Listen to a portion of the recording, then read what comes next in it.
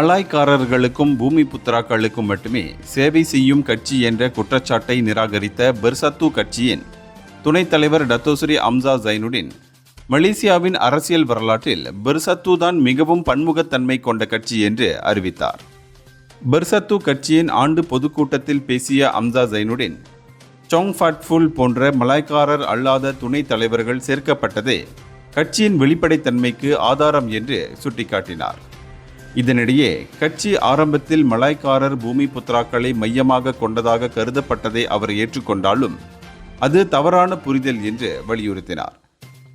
மேலும் பெர்சத்து எந்தவொரு குறிப்பிட்ட இனத்திற்கும் பிரத்யேகமானது அல்ல, மாறாக அனைவரையும் உள்ளடக்கியது. இருப்பினும் முழு உறுப்பினர்களாக சேர்வது மலாய்க்காரர் பூமி புத்ராக்களுக்கு மட்டுமே வழங்கப்படுகிறது என்றும் இது கட்சியின் வரம்புக்கு உட்பட்டது என்றும் அவர் தெரிவித்தார். இந்தியர்களின் இதய குரல் மக்களோசை.